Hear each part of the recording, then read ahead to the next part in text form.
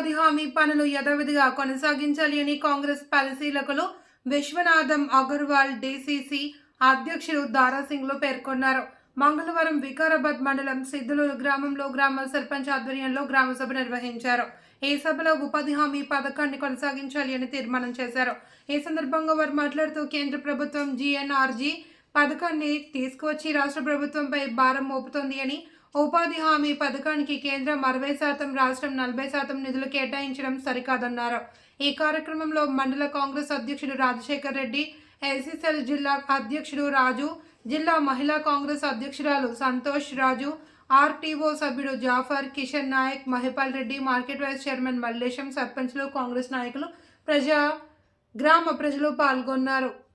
నరేంద్ర మోడీ గారు పాత ఉపాధి చట్టాన్ని రద్దు చేస్తూ కొత్త చట్టాన్ని తేవడం జరుగుతుంది. దాన్ని ప్రజలకు తీవ్ర ఇబ్బందులు, నష్టపోతారనే విధంగా కాంగ్రెస్ పార్టీ ఆ పాత చట్టాన్ని కొనసాగించాలని ఈ నిర్ణయం తీసుకోవడం జరిగింది. ఇట్లాంటి కార్యక్రమాలు చేయడం జరిగింది. ముందుగా ఈ రంగారెడ్డి జిల్లాలో ప్రోగ్రాం ఈ ఊరినే సెలెక్షన్ చేయడం జరిగింది.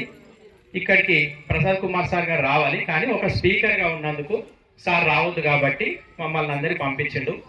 సార్ ఏమన్నారంటే ఈ గ్రామం మీద సార్కు చాలా అభిమానం, ఈ గ్రామంలో ఏ కార్యక్రమం చేసినా శుభసూచకం అనే పేరుంది, అందుకే ఈ గ్రామాన్ని ఎంచుకోవడం జరిగింది. అంతేకాకుండా మీ గ్రామ అభివృద్ధి కూడా అతి త్వరలో చాలా మార్పు వస్తుందని తెలియజేస్తున్నాను. మీ గ్రామ కాంగ్రెస్ నాయకులు ఇంతకుముందు సార్ అందరు కలిసి సార్ని కలవడం జరిగింది. సార్కు కొన్ని మీ గ్రామ సమస్యలు విన్నవించారు, వాటిని కూడా పరిష్కరిస్తామని చెప్పడం జరిగింది. అతి తొందరలో ఈ గ్రామానికి సార్ కూడా రావడం జరుగుతుంది. అంతేకాకుండా ఇప్పుడు ఏం ఎలక్షన్స్ లేవు, ఓటు వేయమని చెప్పడానికి రాలే, ఓన్లీ మీ సమస్యలు ఇది ఈ కార్యక్రమం ఇట్లా ఉంది ఇట్లా అని చెప్పడానికి, నిరసన తెలపడానికి మాత్రమే ఈ గ్రామానికి రావడం జరిగింది. ముఖ్యంగా 2005లో సోనియా గాంధీ గారు, మన్మోహన్ సింగ్ గారు ఈ పథకాన్ని ప్రవేశపెట్టారు. ఎందుకంటే ఊళ్ళల్లో బయట హైదరాబాద్, బాంబాయి అక్కడ పోయి పని చేసుకుంటున్నారు, ఎవరుల్లో వాళ్ళకే పని ఉండాలనే ఉద్దేశంతో ఈ కార్యక్రమాన్ని మంచి ఆలోచనతో పెట్టారు. ఎందుకంటే ఇప్పుడు ఈ ఊర్లో నెలకు 5,000 వచ్చినా అంతే, హైదరాబాద్ పోయి 20,000 వచ్చినా అంతే, సమానమే, అంతే కదా. అట్లా అని ఎవరుల్లో వాళ్ళకే పని ఉండాలనే ఉద్దేశంతో ఈ పథకాన్ని పెట్టారు. అప్పుడు ఎట్లుండే కాంగ్రెస్ ప్రభుత్వం ఉన్నప్పుడు అంటే మార్నింగ్ ఏదో గంట సేపు, ఒక్కొక్కసారి అయితే హాఫ్ అన్ అవర్, అర్ధగంట కూడా కాలేదు, ఇట్లా అని చేయడం, పైసలు తీసుకొని రావడం. అంటే కాంగ్రెస్ పార్టీలోనే ఎవరికైనా సామాన్యులకు పైసలు రావాలన్నా, న్యాయం జరగాలన్నా ఒక కాంగ్రెస్ పార్టీతోనే సాధ్యమవుతుంది.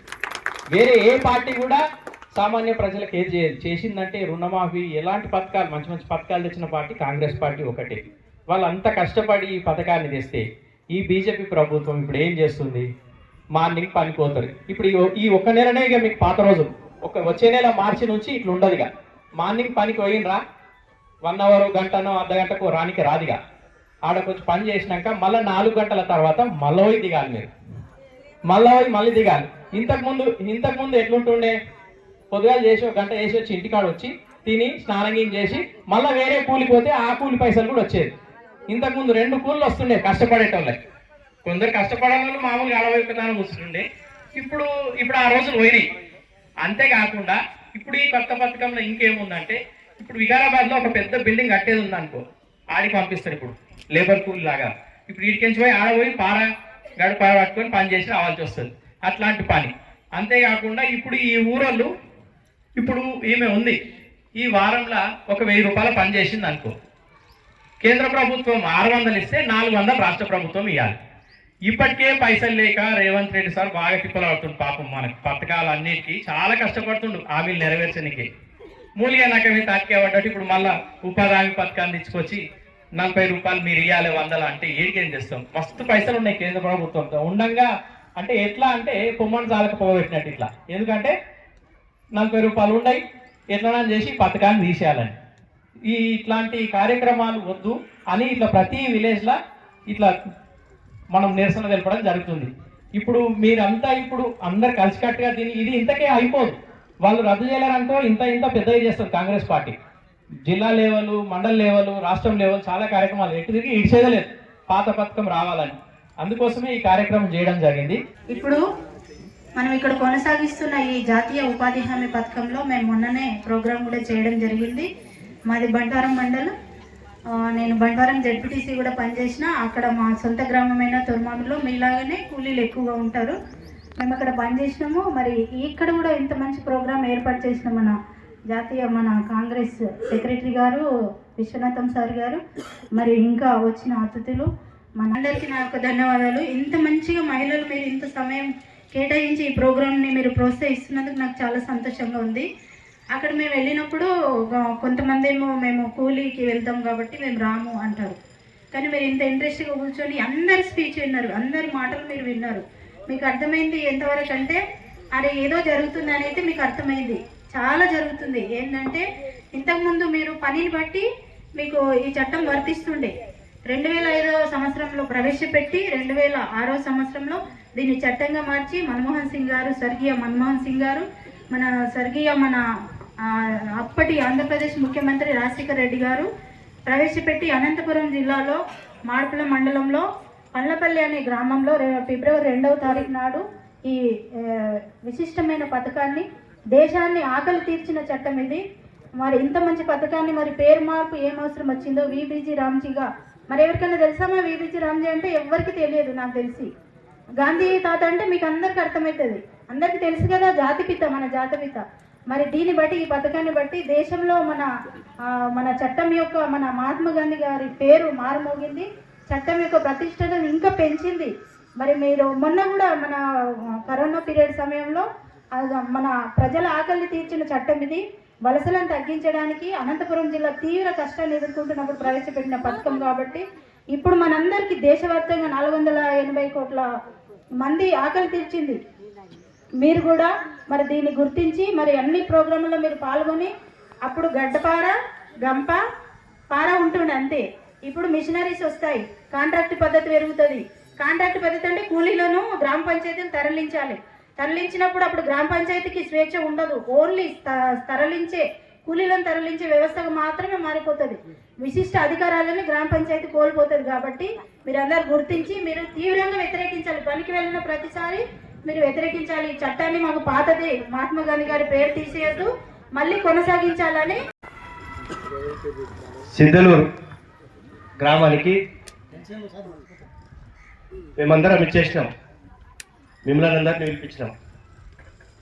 మనకు మాట్లాడడానికి ఎక్కడి నుంచో తమిళనాడు ఆయనది ఏఐసిసి సెక్రటరీ పెద్దలు ఈ గ్రామ సభకు ఇచ్చేసారు.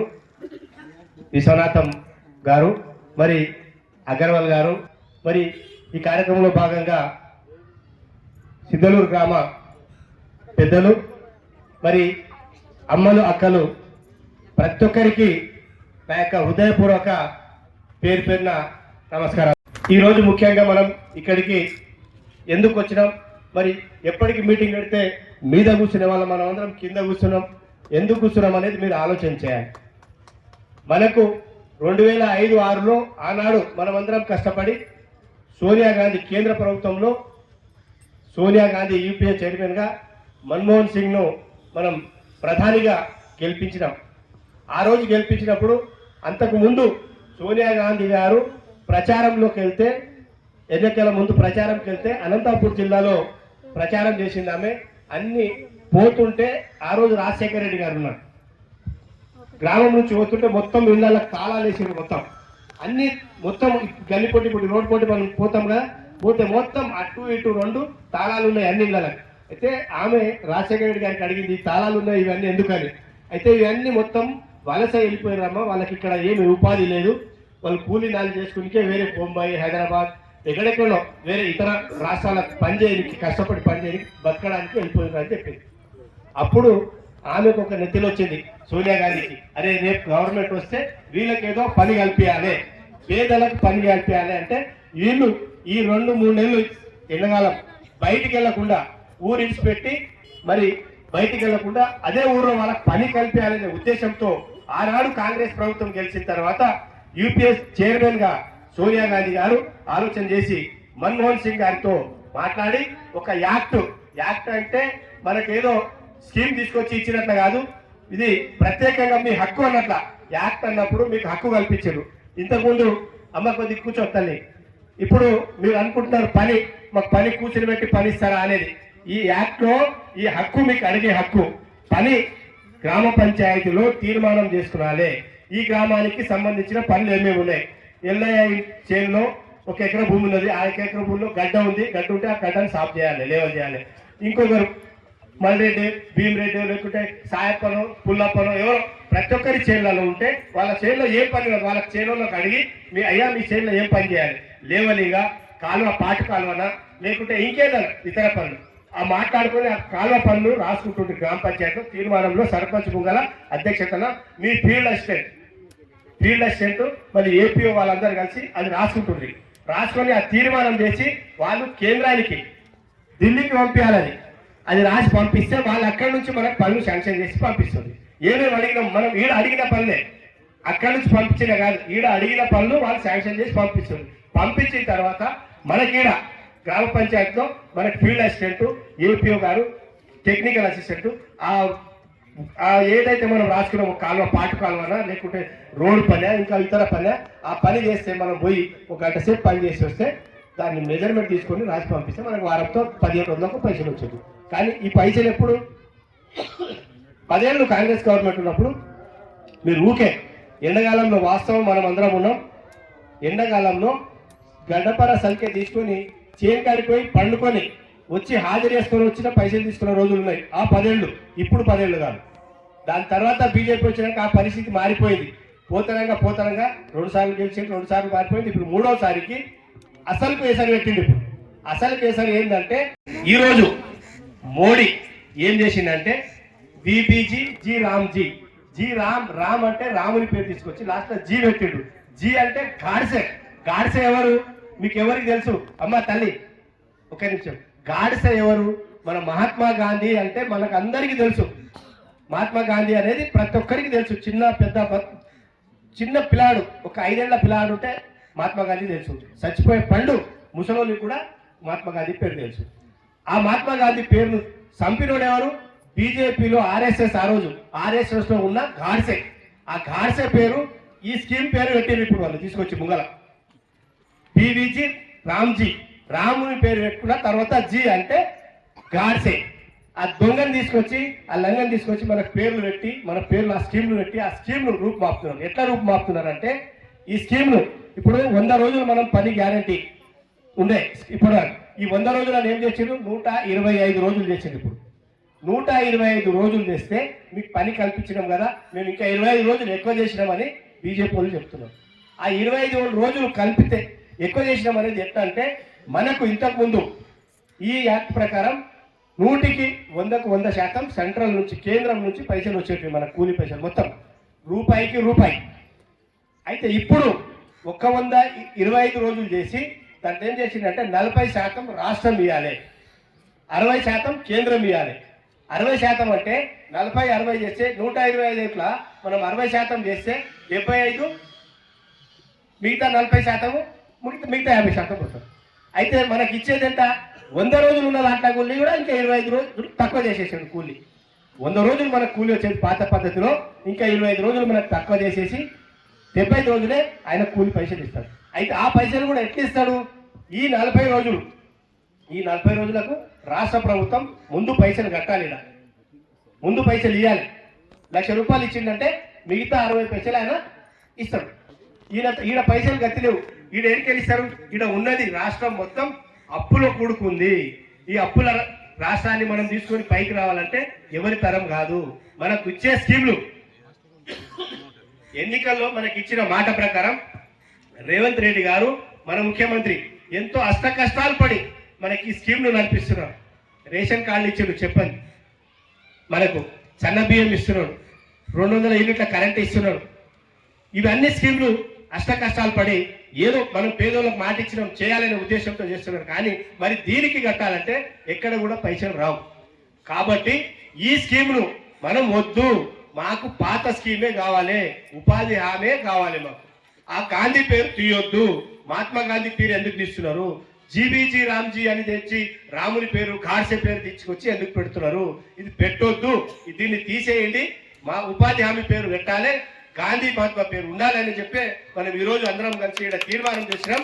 ఇప్పుడు మీకు ఇక్కడ ఉన్న వాళ్ళందరూ మీకు అన్ని చెప్పారు. మహాత్మా గాంధీ గ్రామీణ ఉపాధి పథకం అంటే గాంధీజీ పేరు తీయడం జరిగింది.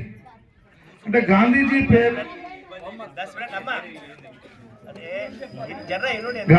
పేరు తీయడం ఎందుకు జరిగిందంటే గాంధీజీ ఒక మనిషి కాదు, ఒక ఆలోచన.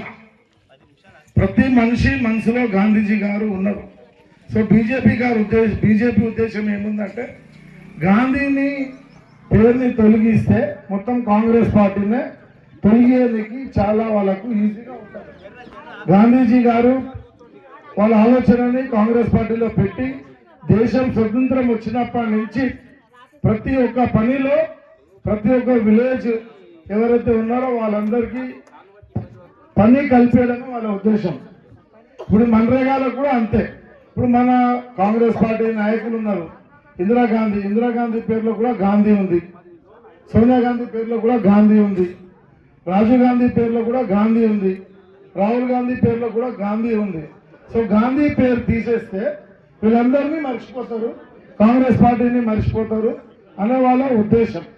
సో కాబట్టి మీరందరూ వాళ్ళని దృష్టి పెట్టకుండా గాంధీ పేరు తీసినందుకు కాంగ్రెస్ పార్టీ నాయకులందరూ ప్రజల గురించి ఆలోచిస్తారు కాబట్టి ఈ పేరు తీయొద్దని మనం గట్టిగా ఇక్కడ చేసిన ప్రయత్నము మన సర్పంచ్ గారు కూడా ఒక తీర్మానం చేశారు కాబట్టి అది ప్రతి జిల్లాలో కూడా ప్రతి మండలంలో కూడా ప్రతి విలేజ్లో కూడా చేసి మేము పంపిస్తాము. మీ అందరితో పాటు మేము ఉంటాం. ధన్యవాదాలు. వికారాబాద్ డిస్ట్రిక్ట్ సిద్ధలూరు విలేజ్ స్పీకర్ గారు గడం ప్రసాద్ కుమార్ గారు, డిస్ట్రిక్ట్ ప్రెసిడెంట్ దారా సింగ్ గారు, బ్లాక్ ప్రెసిడెంట్ అనంత్ రెడ్డి గారు,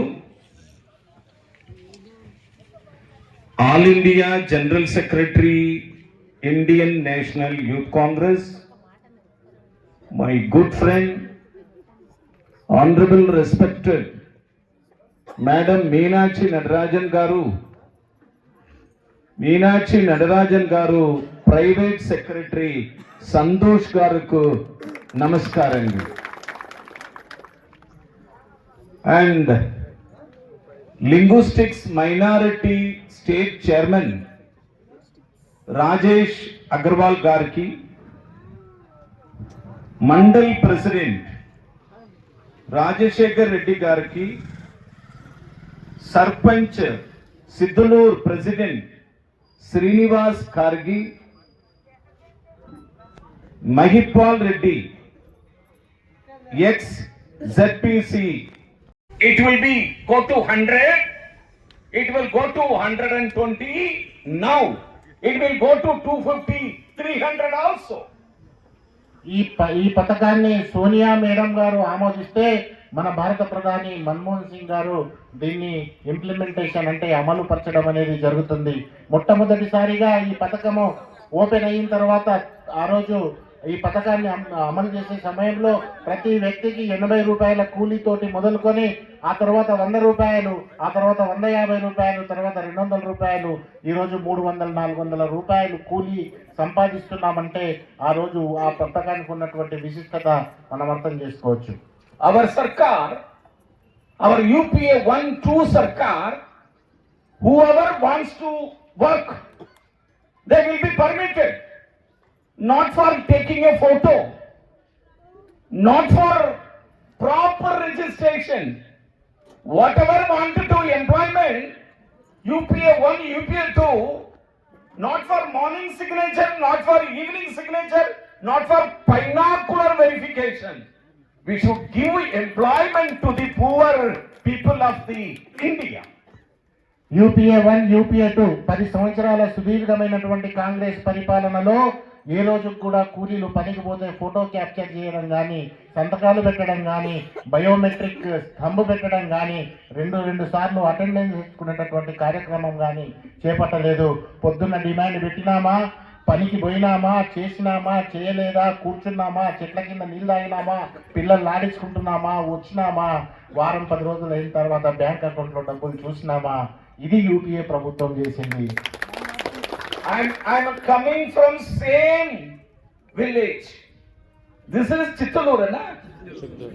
Chittalur, the same village I born in, brought and I'm educated, the same typical village in my area. నేను తమిళనాడు రాష్ట్రంలో ఉన్నటువంటి ఇలాంటి పల్లెటూర్లలోనే నేను పుట్టిన, ఇలాంటి పల్లెటూరులో కష్టాలు, నష్టాలు, సుఖాలు మీలాంటి వాళ్ళ సామాజిక వర్గానికి సంబంధించినటువంటి కుటుంబంలోనే నేను పుట్టిన. నాకు మంచి చెడు, రైతుల బాధలు, సాధకాలు, కూలీల కష్ట నష్టాలన్నీ నాకు తెలుసు. I got elected MP. I was a MP, member of parliament. I went to Lok Sabha. I met Madam Gandhi ji. I requested Madam Gandhi ji. I folded my hand, Madam Gandhi ji.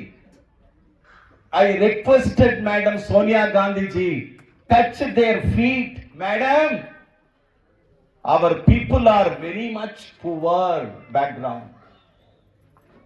Don't have any employment, don't have any industry, don't have any possibility job.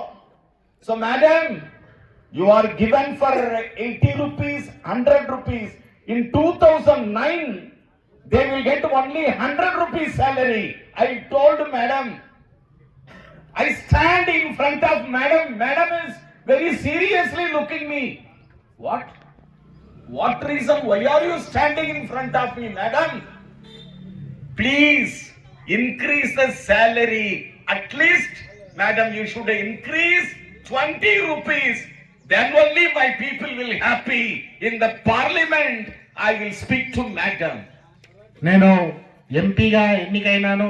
ఎంపికై parliament హాల్లోకి పోతుంటే Sonia madam గారు ఎదురుపడ్డారు.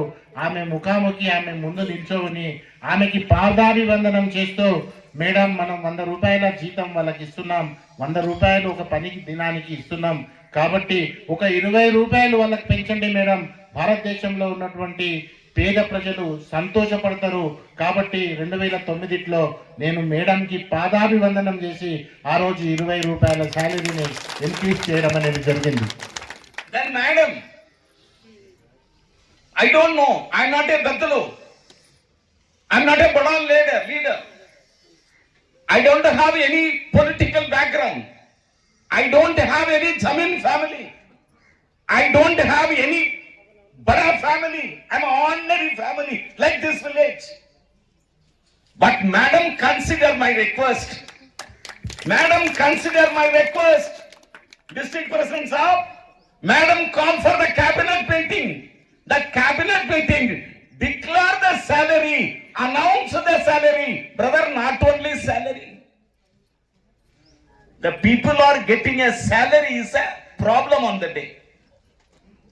Madam, taking a decision to cabinet to call for the banking people. Call for the banking people. How to deliver the money? The people are went to bank. There are every bank, there are thousands of people congested in the bank. The police people lathi charge from the bank. Finally, what to do, madam? Madam is saying that every bank manager go to their respective place. అయితే నేను రాజకీయ సామాజిక వర్గానికి సంబంధించినటువంటి కుటుంబానికి చెందినటువంటి వాడిని కాదు. నేను పెత్తందారుల కుటుంబానికి సంబంధించినటువంటి వాడిని కాదు. నేను జమీందారులు, జాగీర్దారులు, భూస్వాముల కుటుంబానికి సంబంధించినటువంటి వాడిని కాదు. నాకు ఏ చారిత్రక నేపథ్యం లేదు. నేను మీలాంటి బీద వాళ్ళ కుటుంబం నుంచి వచ్చినటువంటి ఒక సాదాసీదా ఎంపీని. నేను రిక్వెస్ట్ చేసిన తడవే మేడం గారు క్యాబినెట్ పిలిచి మరీ నేను చెప్పినటువంటి రిక్వెస్ట్ని ఆమోదించి ఇమీడియట్లీ బ్యాంకర్స్ అందరినీ పిలిస్తే ఆ బ్యాంకర్లందరూ వచ్చి లక్షలాది మంది జనాలు మా బ్యాంకుల మీద పడి నానా బీభత్సం సృష్టించి లాఠీ చార్జ్ చేసే వరకు వెళ్ళింది. ఏం చేయాలి అంటే అప్పుడు సోనియా మేడం గారు తీసుకున్నటువంటి నిర్ణయం ఏంటంటే, ప్రజలు బ్యాంకుకు రాకపోతే పర్వాలేదు, బ్యాంకులే ప్రజల దగ్గరికి వెళ్ళండి అని చెప్పి చెప్పడం జరిగింది. Malum. So Madam Gandhi, the worldwide, I never seen such a mother. So the great brave mother in India, Madam Gandhi. Sonia madam ఈ దేశానికి తల్లి లాంటిది. పదవి త్యాగం చేసింది. తన భర్త కూడా చనిపోతే నిటారుగా నిల్చుంది. ఆమెకున్నటువంటి ధైర్యం బహుశా ఎవరికి లేకపోవచ్చు. Very Brave. Because they are getting a salary. How much salary they are getting? They are government employees. They are bank officer. Huh? They are accountant. They are clerk. They are IAS. They are this on nothing. They are coolie. Only coolie. The labor, uneducated labor. That money where should go, brother? Only that money goes to their grandchildren. Their children. And their children, their grandchildren. The grandfather. They have to give. They have to give their children biscuits. They have to give their children milk, buying a milk. They have to give their house rent. They have to give, purchase the chocolate and give it their children. Anna, their children's school fees. Their children purchasing the book. Their children purchasing the notebook. Their children purchasing the chapel. Their children goes to the bag purchasing. That your money goes to that level only. Not buying a land, not purchasing a car, not purchasing a house. ఇది జీతం కాదు. జీతాలు IAS ఆఫీసర్లకి, ప్రభుత్వంలో పనిచేసేటటువంటి ఉద్యోగస్తులకి, ప్రభుత్వంలో పనిచేసేటటువంటి కర్మచారులకు జీతాలు ఉంటాయి. కానీ జీతం అనడానికి లేదు. ఎందుకంటే ఇది ఒక తల్లి కానీ, ఒక తాత కానీ పిల్లలు ఏడిస్తే చాక్లెట్ గురించినంత, పిల్లలకి పుస్తకాలు గురించినంత, పిల్లలకి మౌలిక సదుపాయాలు కల్పించినంత, మీకు ఇంటి రెంట్ లేకపోతే ఆ రెంట్ కట్టినంత, ఇది మనిషి జీవితంలో కాస్తో కూస్తో ఉపయోగపడ్డటువంటి మాట వాస్తవం. Madam Gandhi announced this program. The World Bank has been approved. The UN Council has been approved. The women, the rural women economy has been improved.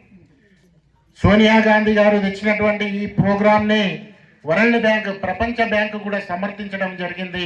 మరియు ఐక్యరాజ్య సమితిలో కూడా దీని గురించి చర్చ జరిగి ఇది ప్రపంచంలోనే గ్రామీణ ప్రాంతంలో ఉన్నటువంటి మహిళల ఆర్థిక పరిస్థితిని మెరుగుపరిచినటువంటి కార్యక్రమం అని ఐక్యరాజ్య సమితికి సంబంధించినటువంటి అధ్యక్షుడు అభిప్రాయపడ్డారనేటటువంటి విషయాన్ని తెలియజేసుకుంటా ఉన్నాం.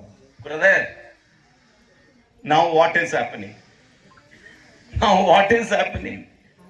Only the problem is the name of Mahatma Gandhi is a problem. Only problem is Mahatma Gandhi is a problem. Narendra Modi Sarkar, he divided India. We are maintaining this secular India. But now Narendra Modi going to rooted in the village to remove Mahatma Gandhi name. This is, we should condemn today this Chittanur village. కానీ ఇంత మంచి బ్రహ్మాండంగా ఉపయోగపడుతున్నటువంటి ఈ కార్యక్రమంకి ఇప్పుడు ఏమైంది? ఎవరి దృష్టి తగిలింది? ఎవరి ఈ కార్యక్రమాన్ని నిర్వీర్యం చేస్తున్నారు అంటే నరేంద్ర మోడీ గారి ప్రభుత్వం ఈ కార్యక్రమాన్ని నిర్వీర్యం చేసేటటువంటి కుట్ర చేస్తుంది. ఎందుకు చేస్తుంది? దానికి కారణం మహాత్మా గాంధీ గారి పేరు. మహాత్మా గాంధీ గారి పేరు, మహాత్మా గాంధీ గారి రూపం, మహాత్మా గాంధీ గారి ఐడియాలజీ ఈ దేశం నుంచి, ఈ దేశంలో ఉన్నటువంటి మనసుల్లోంచి తీసేయడమే ఈ బీజేపీ ప్రభుత్వం యొక్క కుట్ర. Now, one thing I assure you, all my young people, all my senior people, all my party karyakarta, all my Manrega workers, nothing worry about it. Nothing worry about it. Why, you know? We have a godfather in Telangana. Nothing worry about your Manrega workers.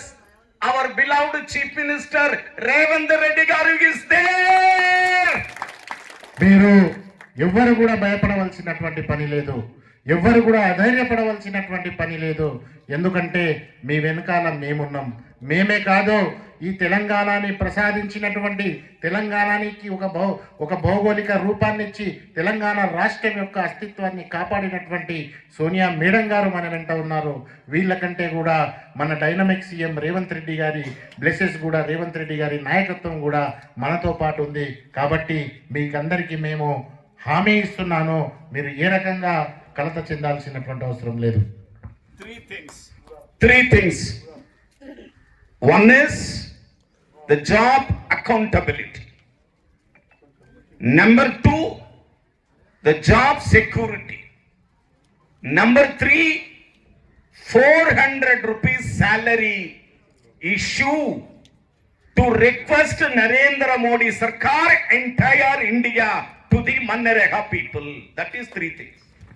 ఈరోజు job security కావాల్సినటువంటి అవసరం ఉంది, పనికి భద్రత కావాల్సినటువంటి అవసరం ఉంది, మేము పని చేయగలగమనేటటువంటి నినాదం కావాల్సినటువంటి అవసరం ఉంది. ఈరోజు మేము ఈ వేదిక మీద నుంచి నరేంద్ర మోదీకి డిమాండ్ చేస్తున్నాం, మాకి 400 రూపాయల వేతనం కావాల్సినటువంటి అవసరం ఉంది.